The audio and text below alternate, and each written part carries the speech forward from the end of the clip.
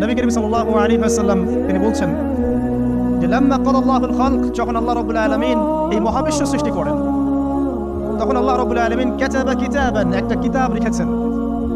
একটা কিতাব আছে আল্লাহর কাছে, কাতাবা কিতাবান ফাহুয়া ইনদাহু ফাওকাল আরশ, যেই কিতাবটা আল্লাহর নিজের কাছে আছে আরশের উপরে, সেখানে আল্লাহ পাক লিখে রেখেছেন। কি লিখেছেন? ইন্না রাহমাতি সাবাকাত গদাবি, প্রতিটা ক্ষেত্রেই আমার রহমত, আমার দয়া, আমার করুণা আমার গজবকে পরাজিত করেছে। মানে আল্লাহ রাব্বুল আলামিনের গজব এর উপরে আল্লাহ পাকের রহমত অবস্থান করছে। জীবনের কোনো ক্ষেত্রে হতাশ হওয়ার কোনো সুযোগ নাই। আজকে পারিবারিক ভাঙন বলেন, ব্যক্তি পর্যায়ের আত্মিক ধ্বংসই বলেন, সমাজের বিপর্যয় বলেন, যাই বলেন, পিছনে একটা বড় কারণ আছে। সেটা হলো আল্লাহ থেকে দূরে থাকা মানুষ, আল্লাহ থেকে হতাশ হয়ে যাওয়া। আর এই কাজটা শয়তান করিয়েছে মানুষকে আল্লাহ থেকে দূরে সরানোর জন্য।